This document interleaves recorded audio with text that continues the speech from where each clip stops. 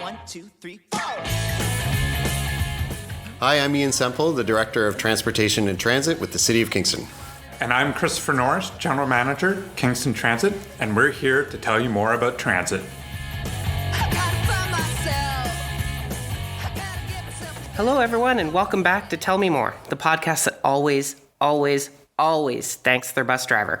Personally, I like to shout it out as I get off the bus. Make sure everyone on that bus can hear me. As Ian and Christopher mentioned off the top, we're here today talking about transit, where the system is at, how we got here, and where we go next. And the timing of this conversation simply could not be better. You see, March 18th is not just the day after St. Patrick's Day or Irish Heritage Day. In fact, it's Transit Operators and Workers Appreciation Day. This podcast is airing after that, but as we record, we're in the lead up to it and we're planning for it. As a transit user myself, I want to take the opportunity to say thanks. Thank you. I don't like driving in the winter if I don't need to, and I don't like paying for parking, but I do like the ease of hopping on an express bus to get downtown when I need to get to work or an event or a restaurant. I'm very grateful for the many operators, mechanics, and more who keep the system running when I need it to be working. The other reason this conversation is timed well is because the city is going to be starting the official plan and the integrated mobility plan process. We'll have a lot more about that in the coming months. But right now, we're currently completing some background study, modeling, estimating Kingston's growth over the next 3 decades, etc., as sort of groundwork. But once those plans are completed, that vital groundwork will help the future development of Kingston's transit system. So this is all happening right now. With all that said, I'd like to welcome Ian, Christopher. Thank you for joining me, and let's talk transit. So let's start off by, I want to understand the context. So, give me a bit of history here on the transit system. How did we get here? Well, that's a good question, Autumn. I think to understand where we are today, we actually have to go back about 15 years. So we get in the Wayback Machine and head back to 2009. Good year. The council at the time set a priority to make transit a more user-friendly and rider-friendly experience. And that set about a series of changes in Kingston Transit that built our ridership from 3.3 million in 2009 all the way up to close to 7 million riders in 2019. That's more than doubling the ridership in a decade? More than doubled it in a decade, and it was built around sort of 3 key principles. It was redesigning our routes and creating a new system for people to ride on. If you're familiar with transit at all, you've probably seen our blue buses, you've seen the express routes. All of those routes were added over the past 10 years. We have 4 express routes that crisscross the city. They can connect you from the urban area to all of the suburban areas in the city, and they provide fast, reliable service that you can access. So that was the first big change that was added. But we also made a lot of upgrades to our infrastructure. Our bus stops are accessible. We added transit stops. You'll see some of our transit stations starting to appear around the city. We have comfortable places for people to wait. Our fleet is fully accessible now. We have a newer fleet. We have electric buses in our fleet now. So really creating that great infrastructure and those great vehicles that people can use. And then we also are working on providing real-time useful information to our riders so they can plan their trip. So we know where our buses are at any moment in time. We share all of that information with our riders so you can get real-time bus information and you can plan your trips using a variety of apps. It's really modernized in the last decade. Certainly over the past 10 to 15 years, major investments made in the buses, in the infrastructure, and layering in that express route backbone across the city has been key to opening up transit to so many more people so that they can use it to travel around where they need to get to during the day. Right. So the express then kind of supports that the more local routes that had existed there. Yeah. So our express routes, we have a backbone of express routes that primarily travel on some of the major roadways in the city. So Princess Street, Bay Ridge Drive, Highway 15, Division Street, Montreal Street, and You can access those routes by walking or biking out to some of our express stops, or you can take a lot of our existing neighborhood routes that connect out either to our transfer points or to where the express routes are traveling. Just wanted to get some clarification on something you mentioned earlier. What's the difference between a transit station and a bus stop? Yeah, so our bus stops are probably what most people are familiar with. You would see them out along, either many of our roadways or in your neighborhood. The glass little shelters, I guess. Yeah, so it's typically a concrete pad, a signpost with a bus stop sign on it, and it may have a bench or it may have, a glass enclosure or shelter where you can wait. Mm-hmm. Okay. Yeah.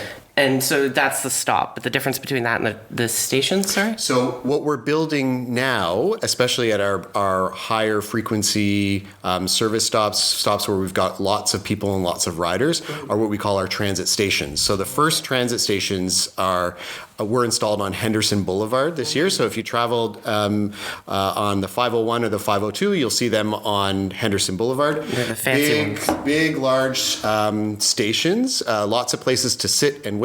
They're open, well lit, and provide a really nice place to wait for that next express bus to come along. Kind of like an upgraded bus stop where we know we get lots of people waiting. And definitely. And we're trying to create those areas that, that are places that people can come to from the neighborhood, walk out to those stations and be able to connect to that.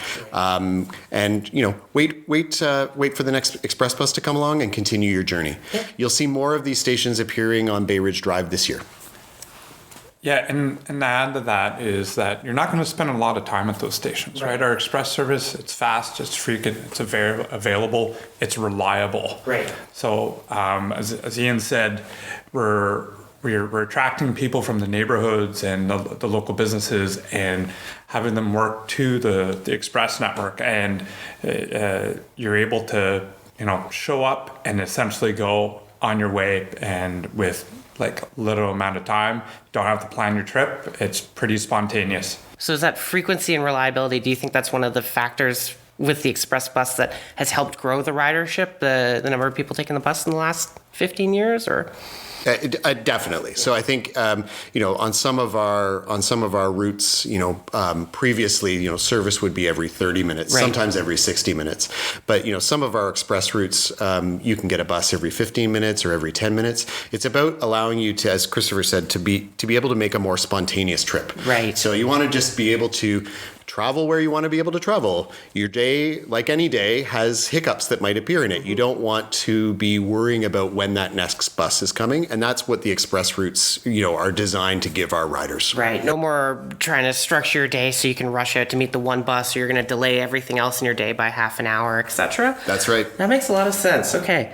I want to also, so moving on, but also connecting to something you said earlier, Ian, I want to touch base on the work around the pedestrian infrastructure, all the other pieces that feed into the system. Because I think about my morning when I get on the bus, I have to walk across sidewalks to get there. I remember once they closed a pathway and it doubled my commute time to get to my bus stop, which impacted my time. So clearly this wraparound infrastructure plays a significant role. Yeah, it certainly does. And so one of the key pieces that we look at with our transit system, and certainly our express routes, is how are our riders able to get there? And as you kind of outlined, it only takes one barrier to really change a person's trip, and maybe say to them, have them think, well, I'm not going to take transit today because I can't get there. Yeah. It's inconvenient. So the city, we are investing in a lot of sidewalk and pathway and cycling infrastructure. We call it our active transportation infrastructure. Right. Okay. Yep. We have a big plan. It's and we're running some really big projects right now that are designed to lower those barriers. So Bay Ridge Drive is a good example. There's 5 kilometers of protected cycling and sidewalk upgrades and pedestrian crossing upgrades that are being built along there. And more of these transit stations that are coming to all of those stops that are along that corridor. We're also making major investments in pedestrian crossings. So we're building more than 30 over the next couple of years. They're linked to where people are walking and going from school, but they're also linked in areas to try and get people out to our transit system so that there's a safe, accessible way for people to get there. Right. Okay. So make the system more frequent and make it easier to get to your bus. These seem like very good and ideas. You'll see it, when we're reconstructing different parts of roadways or different areas around the city, you'll start to see a lot of these features appear. So we have what we call our AAA intersections, so our all ages and abilities.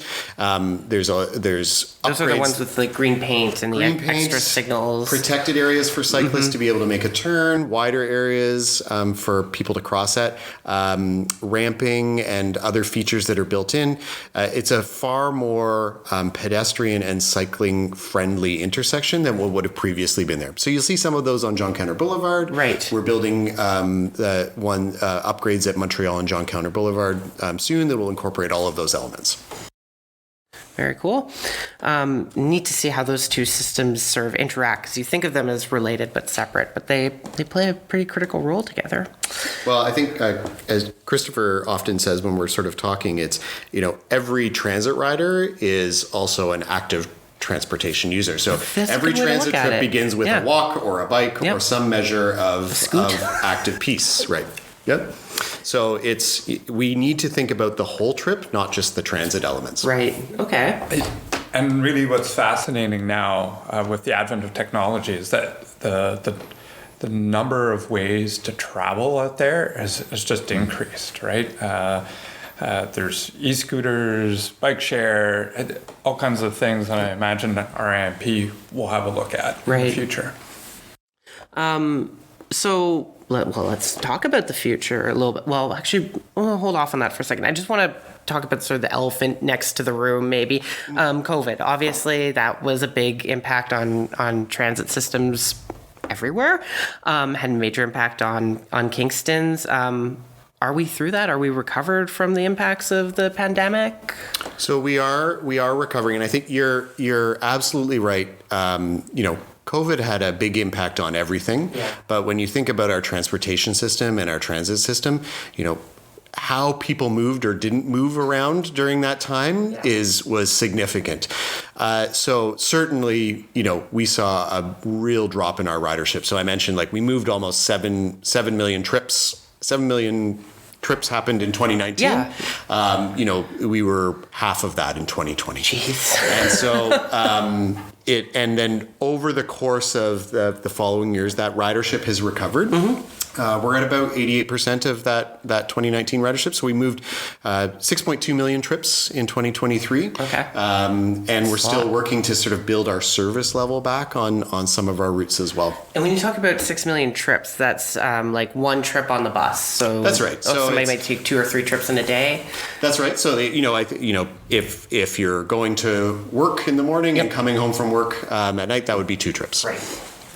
And what was really telling during the pandemic is that ridership at Kingston Transit was still higher than what it was back in 2009. You mean in 2020? In 2020. That's right. Really? So that really speaks to the importance that the transit system has for the residents of the city of Kingston. Yeah. Those essential workers, we're looking at Kingston Transit to be able to get them to their essential jobs, to move around, to do groceries.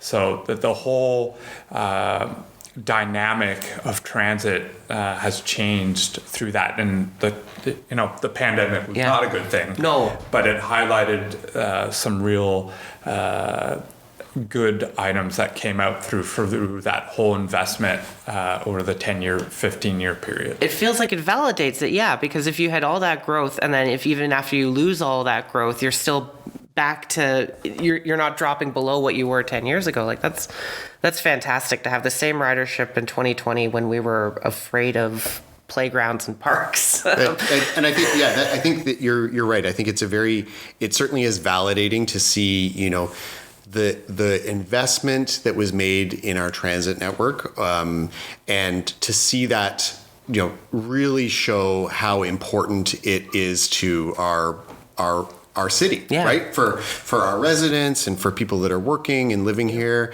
and going to school here, how important it is for them to be able to get around on our system, even at a time when when some of our trips were changing so dramatically. Right. Yeah, it's critical infrastructure, I guess. Okay, well, so we've largely recovered from COVID. Ridership then is sort of the metric we would use to determine that, is we're getting back up to the numbers we saw before? Or? Yeah, so we're working to rebuild back to what our ridership was in 2019. So our eye is on that prize of hitting 7 million trips. We're at about 6.2 million trips in 2023. Okay. And anecdotally, the type of the travel and the riders and the volume of riders that we were seeing through the fall, really speaks to more of a return to normal kind of pattern. Certainly among all of the students that have returned to Queen's and to St. Lawrence College, but also the way in which people are moving around our city. Yeah. I guess even now you still have some folks doing hybrid work, so they might be taking fewer trips, but they're still taking those trips. So. And what you have to remember, too, is that the city's growing as well. True, right? Yep. And out of the pandemic, new travel patterns have emerged, and new businesses are there. So people are commuting differently. And you mentioned they may be working from home, but other people are coming in and doing different things. So we need to be you're going to see us do a bit of that nimbleness and try to develop those markets so that we can keep growing. Well, okay, let's talk about that a bit. So the next 5 years or so seems like there's stuff happening, for lack of a better phrase. I mentioned long-term, there's this integrated mobility plan and official plan, but that's a few years down the road before that's completed. So between now and then, what's going on? What's the plan for transit? More of the same, or are we going to tweak things, make it better?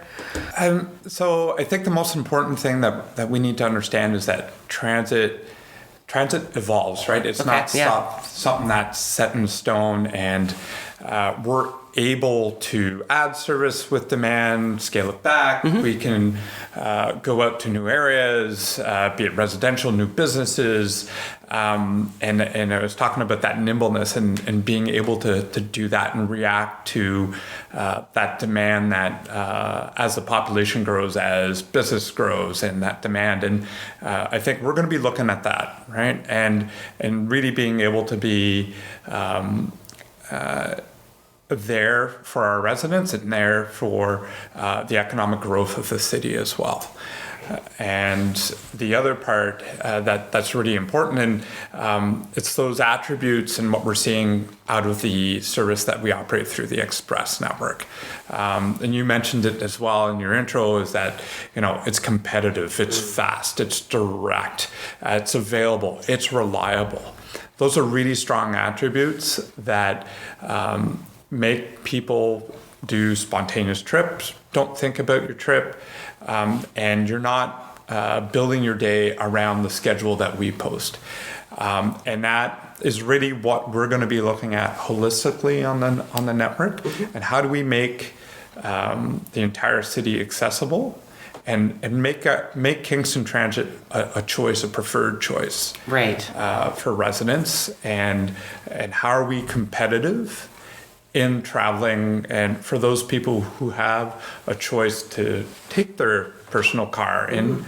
But that doesn't mean that also means building equity into the transportation system for those that may not be able to afford a car or a second car, and that they have options that are super competitive for them to travel within the city for the business, for their work, or social, or going out shopping, or going to school, and really being a valid option, a really great option for them to move around. One of the things that came up when we talked accessibility on a previous episode was that when you design for accessibility, you design for everybody. And it sounds a little bit a similar type ethos there, that, if we can make the system equitable, accessible to everybody, then people that don't need it might choose to use it.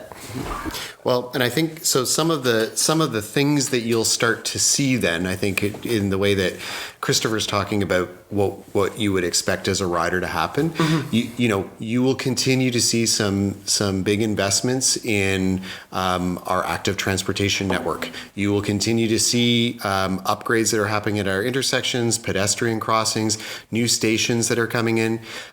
Some of our existing riders may have noticed we have a new fare box system that's come in onto the bus.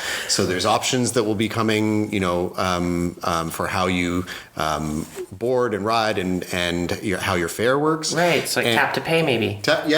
And we have, we want to continue sort of expanding and sharing the way the information is available about our system. So Great. how do we provide you the best tools so that you can plan that trip? Yeah, absolutely. And that plays into making the whole experience seamless, right? We want every single trip to be successful. Every trip that we provide to residents is important to us. And we want to make it simple. If it's your first time, or if you've been riding with us for 20 years, yeah, right? Transit can be a little intimidating if you haven't been on the bus before. It's the whole process to it, right? Absolutely. And, you look at all the investments Ian has mentioned over the past 15 years. This is not your transit system of 10 years ago, right? No. Technology's been great for us, but it's building that awareness, that comfort for people who are choosing us and coming on the first time, and making their trip successful so that they keep coming back. So it sounds like sort of near term, continuing to progress on these active transportation plans, these bigger connections to the rest of the network, and also improving the customer focus, like these tangible customer service elements that'll make it nicer to be a transit user. Yeah, and that customer focus has always been here at Kingston, right? You look at our operators, our operations supervisors, those teams that deliver that service on a daily basis, the maintenance teams, they're caring, they're compassionate, they're dedicated, and they're part of that success that we do on a daily basis. I know the end point of that is always the operator, because behind every operator, there's probably a team of 10 people making sure that their bus is running properly. But the operators are often extremely friendly, very nice, super knowledgeable if you have any questions about whether you should be getting on this Very bus much or so. not. Well, and I think I want to just pick up on one thing that you kind of mentioned there too. So our bus operators are the key to how this works. They are running and keeping our system running at all hours of the day. They're helping our riders that are getting on board. They're making sure that they're on time. Mm-hmm. They're communicating, with each other and making sure that the system is running in the way that it needs to run. Mm-hmm. But I'll say one other thing too is, if you are a new rider, or if you haven't ridden with us in a while, we have lots of ways that we can help you come on board. Good to know. And so one of the first places, you can go to our website, but you also can call us at through the city's customer service line, mm-hmm. and you'll talk with our customer service person at Transit, who is a former bus operator, who knows the system, who can talk to you about all the ways and answer any of your questions. Oh, that's fantastic. We also regularly run transit orientation sessions, so that if you're a newcomer to Kingston, or if you have some specific needs or concerns that you want to talk to us about, we have sessions that you're able to come to, so that we can answer any of that and give you all the information that you need so that you're comfortable riding our system. Makes sense, yeah. Anything else in the near term? Sounds like a lot's happening. I'm just leaving that as an open door. The future is full of opportunity. That's great. Here at Kingston Transit. That's great to hear. We're looking forward to continuing to build our ridership. We're looking forward to being a choice for transportation, for mobility. And I think the best part is being able to participate in that whole official plan, integrated mobility plan, and being part of that solution moving forward as the city grows. Yeah. And that's really important, right? That long-term focus, and that whole sustainability, climate change part, that Kingston Transit has a huge role to play there. And we're looking forward to being part of that conversation. That's great. Yeah, and with the city projected to hit 220,000 people by 2050 or whatever, it's a lot of people. It's a lot of potential new transit customers for you. It certainly is, but I think I'm really confident in the work that we've done over the last 10 years has set us up really in a great position. Good foundation. A great foundation to kind of build and to prepare and take on that growth that the city has coming in. I think echoing kind of what Christopher is saying there, I think it's quite exciting to think about the way that the transit system will grow. Yeah. With all of the new people that will be here in Kingston, thinking about the way that service will be able to move them around in the most sustainable way, and linking all of that in with what we're going to see with what comes from the official plan and the overall plan for our transportation system. We know that transit is going to be a key piece of that. When we think about the future. Yeah, I know we'll have to have you back further on in the official plan, integrated mobility plan process. But I am curious now, just if you could give us an idea of what those two plans would do to transit. So how do those two plans play into the long-term planning for transit? Yeah, for sure. And that's, I agree with you. That's a much bigger conversation. Yes, that's a whole thing by itself. But I think the way that I think about it is, so the city's official plan and the integrated mobility plan, they really provide the overall direction of how the city is going to grow and how the city is going to move. And so Kingston Transit, our active transportation plans, all of our infrastructure, we take our cues from the goals and the policies that are set in that work. So as Christopher said, transit is not going to stop changing and growing right now, but what the official plan and the integrated mobility plan will provide for us is really the basis for how we grow over the next couple of decades to look after all of the new residents that will be joining us. Fantastic. Something to look out for, and we'll have a lot more on that. Well, it sounds like the future is bright. I wanted to just see if there's anything else you wanted to emphasize before we part ways here this rainy day. It is a rainy day. I don't think there's anything else really to emphasize other than I think just to reiterate that, Kingston Transit is here to help you get where you need to get to in the city. We'd be happy to have you join us as a new rider if you haven't ridden with us before. And if you have any questions or have any questions or concerns about the way that you can access our system, we'd love to hear from you. We'd be happy to help you out and get you on the bus. And we'll throw that information in the show notes. So if you're looking for it, check the description of this episode and there will be all that contact info there for you. Perfect. Well, thank you both for joining me. And to you listeners, while you're listening to this episode, maybe you're sitting on a bus. I wanted to take a moment to mention that Kingston Transit is hiring. If you're looking, or if you know somebody who's looking for a job with good pay, good benefits, good co-workers, and an expanding service, you should check out the City of Kingston's career page on our website. We'll also include that in our show notes. They provide the training too, so they'll teach you how to drive the bus. And also Ian and Christopher gave a presentation to council the other night on sort of the process that we've just discussed here. They went a little bit more in depth and they had some slides with some graphs. If you're interested in that, we'll also link to that in the show notes. So more information there for the transit keeners. And if you're just in the market for more content on the City of Kingston, check out our past episodes. Last month, we chatted with the city's museums about what's happening this year. And if you have any thoughts or episode ideas, we'd love to hear them. Podcasts at cityofkingston.ca. Until next month, stay well, everyone.